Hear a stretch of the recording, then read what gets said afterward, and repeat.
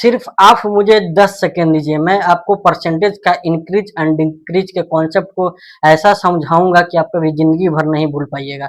नमस्कार दोस्तों, concept series के पहले वीडियो में आपका स्वागत है। आज मैं लेकर आया हूं परसेंटेज के concept number 1 increase and decrease के। इस प्रकार के प्रश्न को कैसे सॉल्व किया जाता है, और हाँ, लास्ट तक बने रहिए ताकि इसको मैं 5 सेकंड में कैसे उड़ा सकता हूं जो भी आपको बताऊंगा। तो चलिए देखिए प्रश्न क्या कहता है, जानते हैं। एक के वेतन में 20% की वृद्धि हुई और 20% की कमी हुई, तो वेतन में प्रतिशत वृद्धि या कमी कितनी की हुई। तो इस प्रकार के प्रश्न को पहले हम बेसिक से सॉल्व करते हैं। बेसिक इसका क्या कहता है जानते हैं। बेसिक इसका है कि मानक मान लेना है। इसमें ए का वेतन तो आपको पता नहीं है कि कितना है, तो लिखेंगे माना कि ए का वेतन 100 रुपया है। कितना मानते लेते हैं, 100 रुपया है। अब कह रहा है कि वेतन में 20% की पहले वृद्धि होती है, तो पहले वेतन था उसका 100, अब प्लस 100 का ही 20% में 100 का ही 20% निकालेंगे तब तो पता चलेगा कि कितना की वृद्धि हुई।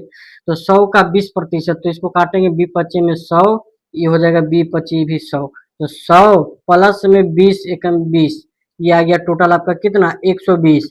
अब 120 में भी कहता है कि 20% की कमी हुई, तो अब कमी निकालना है। तो कमी के लिए यहाँ पे जैसे वृद्धि था तो प्लस का साइन लगाएं, और कमी हो रहा तो माइनस का चिन्ह लगाते हैं। तो 120 माइनस 120 का कितना प्रतिशत की कमी, 20% की, तो लिखेंगे 20/100। अब इसको काटिएगा तो हो जाएगा 20/100 और 24/20 से, यानी कि 120 में आप 24 घटाइएगा तो आपका आ जाएगा कितना 96 रुपया आ गया। अब आपको पता है कि पहले जो था ए का वेतन कितना था, 100 रुपया था।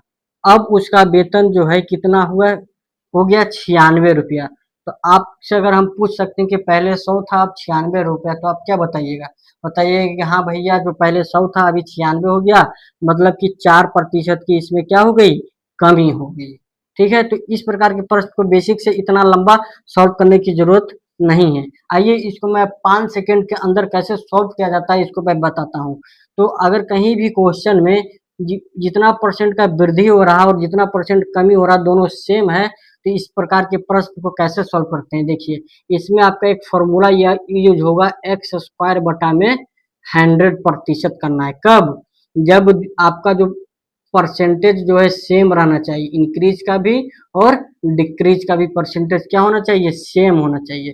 तो एक्स स्क्वायर बटा में 100 करेंगे, तो एक्स का स्क्वायर यानी कि 20 का स्क्वायर करेंगे तो 20 गुना में 20, अब बटा में आपको क्या करना है, 100 करना है। तो 20 गुने 20 बटा करेंगे तो 20×5 = 100, 4×5 = 20, तो ये आ गया आपका कितना 4% का क्या कमी हुआ। अगर इस टाइप के क्वेश्चन में हमेशा याद रखना है कि क्या होता है, कमी होता है।